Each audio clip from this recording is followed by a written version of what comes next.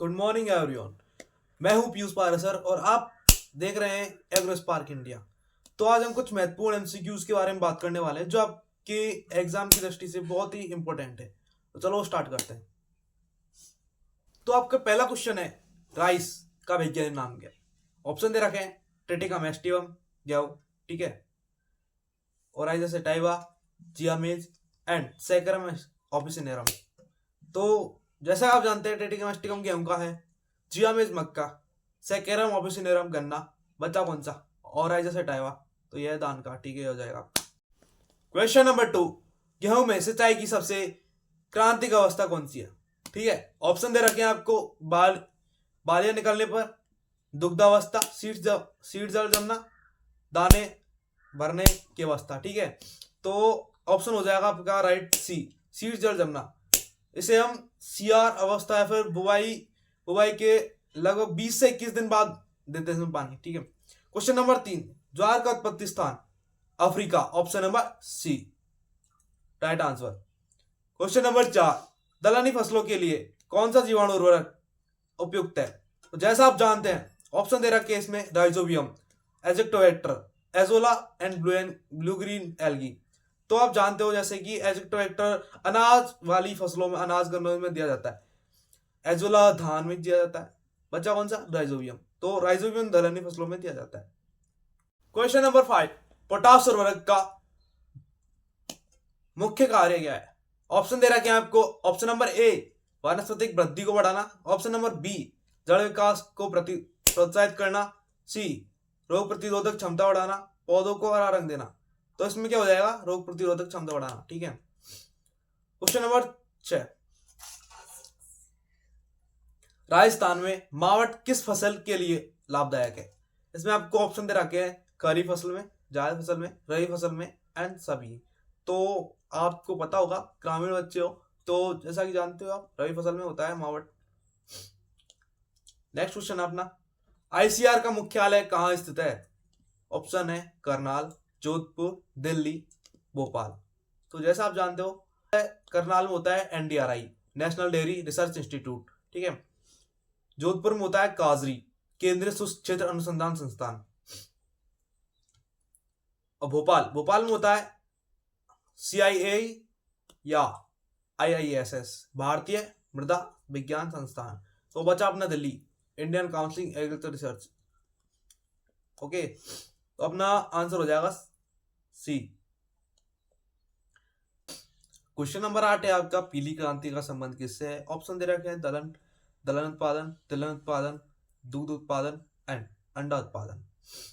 तो जैसा आप जानते हैं, दलहन उत्पादन एंड अनाज में आ जाता है हरित क्रांति के अंदर, तिलहन उत्पादन आता है पीली क्रांति के अंदर, और श्वेत क्रांति के अंदर आ जाता है दुग्ध उत्पादन, और रजत क्रांति के अंदर आता है अंडा उत्पादन।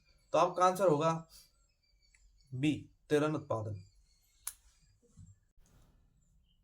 नेक्स्ट क्वेश्चन अपना, सोयाबीन में प्रोटीन की मात्रा कितनी होती है? Quantity of protein. ठीक है, तो ऑप्शन दे रखे हैं अपन को, यहाँ पर देख सकते हो। Option number A 20%, 30%, 40% and 50%। तो इसमें आपको पता होगा 40% है इसका सोयाबीन में प्रोटीन की मात्रा, answer number C. Next question तरफ चलते हैं। क्वेश्चन नंबर 10, निम्न में से वायु क्षरण की अवस्था है? ऑप्शन दे रखे हैं, परत चरण, ट्रेल चरण, सतह सर्पण, बौछार चरण। तो जैसा आप जानते हैं, पहले चरण के बारे में बात कर लेते हैं कि मृदा चरण कितने प्रकार से होता है। तो 2 प्रकार से होता है, वायु चरण और जल चरण। जल चरण 4 तरह के होते हैं, परत चरण, बौछार चरण, ट्रेल चरण, अवनालिका चरण। ठीक है, तो इनमें से परत चरण, ये तो जल चरण हो गए, और जो बचा वही है वायु चरण का उदाहरण, जो है सतह सर्पण। ठीक है, उच्छलन, सतह सर्पण और निलंबन, ये 3 प्रकार के होते हैं वायु चरण के उदाहरण। याद रखना, नोट कर लीजिए। नेक्स्ट क्वेश्चन है, मिट्टी का पीएच मान 8.5 से अधिक होने पर मिट्टी कहलाती है? तो आप जानते होंगे, आपने पढ़ा है, जैसे कि पीएच मान होता है जिसमें 0 से लेकर 14 तक अंकित होते हैं उसमें। ठीक है, जो 7 होता है उदासीन होता है, 7 से कम वाले होते हैं अम्लीय हो जाते हैं, और जो 7 से 8 7 से 8.5 तक होता है वो हो जाएगा आपका लवणीय, और 8.5 से अधिक होगा वो हो जाता है क्षारीय। तो यहाँ पे पूछा गया है कि 8.5 से अधिक होने वाले पीएच मान मिट्टी पर मिट्टी क्या कहलाएगी, तो क्षारीय कहलाती है। Option number B. Next question है अपना, खरपतवारों का राजा किसे कहा जाता है? ऑप्शन दे रखे हैं बधुआ, हिरणखुरी, गाजर घास, मोथा। यह क्वेश्चन मैं आपके लिए ऊपर छोड़ता हूँ, ठीक है? तो इसका आप कमेंट करके आंसर बताइएगा, और नेक्स्ट में चलते जाते जाते इसको बता के जाएंगे, ठीक है? अगला क्वेश्चन अपना, वह फसल कौन सी है जिसे तेल व रेशा दोनों के लिए उगाया जाता है? जैसा आपको देखा ऑप्शन दे रखे हैं यहाँ पे, सोयाबीन, तिल, सरसों, अलसी। बताइए क्या होगा इसका आंसर? ऑप्शन नंबर डी, अलसी। सोयाबीन से तेल निकलता है और वो निकलता है क्या बोलते हैं, खड़। तेल से भी तेल निकलता है, और सरसों से तेल खड़ निकलती है। सोयाबीन है, अलसी है एक ऐसी जिससे रेशा निकलता है और तेल दोनों प्राप्त होते हैं, ठीक है? क्वेश्चन नंबर 14, क्वेश्चन है अपना, मक्का में सफेद कली रोग किस पोषक तत्व की कमी से होता है? ऑप्शन दे रखे हैं यहाँ पे, लौह, मैग्नीज, जिंक, बोरॉन। तो जैसा आप जानते हो, और जिंक जस्ता की कमी से, जिंक की कमी से होता है यहाँ पे मक्का में सफेद कली रोग। लौह की कमी से हरी दीनता हो जाती है, पत्तियां पीली पड़ जाती है। मैग्नीज की कमी से सफेद या भूरी दाढ़ी धब्बे पड़ जाते हैं, ठीक है? और बोरॉन, बोरॉन की कमी से क्या होता है, ये आपको बहुत इंपॉर्टेंट है, बोरॉन की कमी से इंटरनोड्स हो जाते हैं, ठीक है? तो आपका आंसर होगा सी, जिंक। नेक्स्ट क्वेश्चन है अपना, सिंचाई की ड्रिप विधि का अन्य नाम है? ऑप्शन देकर रखे यहाँ पे, फव्वारा सिंचाई, टपका सिंचाई, बाढ़ सिंचाई एंड बेसिन सिंचाई।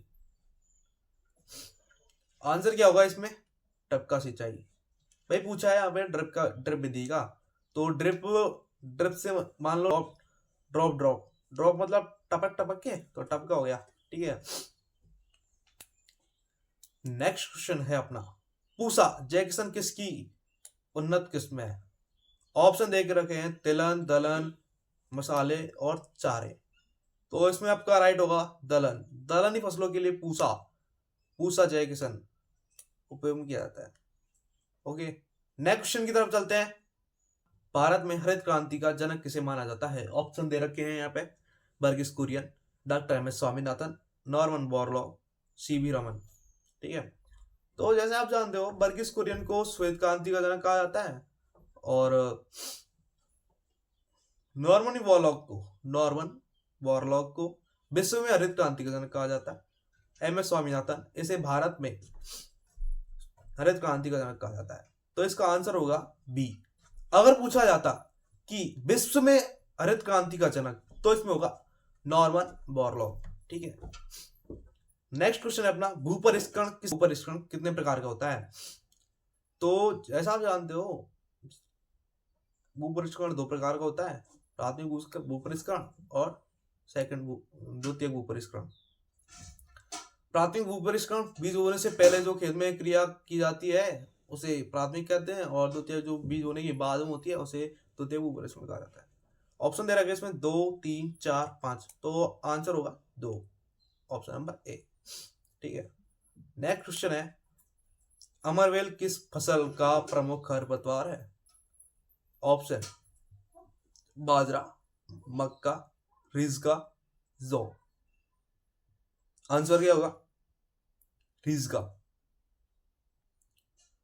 अगला क्वेश्चन की तरफ चलते हुए, क्षेत्र क्षमता व मिलान बिंदु के मध्य पाया जाने वाला जल है। ऑप्शन दे रखे हैं यहाँ पे, देख सकते हो, प्राप्य जल, गुरुत्वीय जल, केशिकीय जल एंड निक्षालित जल। तो गुरुत्वीय जल होता है वो गुरुत्वाकर्षण के द्वारा नीचे गए हुए बड़े मृदा के कणों में जाके मिल जाता है, वो होता है गुरुत्वीय जल। केशिकीय जल मृदा के छोटे छोटे कणों के मध्य में होता है, ठीक है? तो इससे ही पौधे यूज में लेते हैं। निक्षालित जल जो मृदा की निचली सतहों पे चला जाता है घुल के, तो उसे निक्षालित जल कहा जाता है। प्राप्य जल जो मिलाने बिंदु के मध्य पाया जाता है, यह है प्राप्य जल। तो आंसर होगा अपना ए। अपना अगला क्वेश्चन है, निम्न में से नकदी फसल है। ऑप्शन दे रखे हैं, यहाँ पे तंबाकू, कपास, आलू और सभी। ठीक है, तो जैसा आप जानते हो नकदी फसल क्या होती है, जो खेत में उगाया, वहीं से काटा और वहीं पे बेच दिया, उसका भंडारण नहीं किया, हाथ की हाथ काटा, पैसे आ गए वहीं पे। ठीक है, तो होता है नकदी फसल।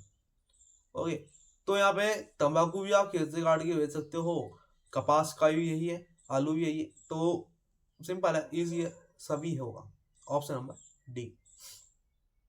नेक्स्ट क्वेश्चन है अपना, अनाज को सुरक्षित रखने के लिए उसमें अधिकतम कितनी नमी होनी चाहिए?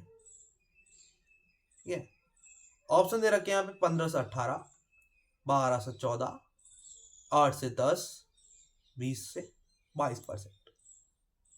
आप जानते होंगे, जैसा कि आपको पता है, ऑप्शन नंबर बी 12 से 14%। ओके, नेक्स्ट क्वेश्चन है अपना, वायुमंडल में नाइट्रोजन की प्रतिशत मात्रा। ऑप्शन दे रखे हैं 21%, 0.03%, 78% और 50%। तो 21% होता है ऑक्सीजन वायुमंडल में, 0.03% होता है कार्बन डाइऑक्साइड, 50% का कोई रोल ही नहीं है यहाँ पे, सीधी सी बात है। 78% ये होता है नाइट्रोजन वायुमंडल में।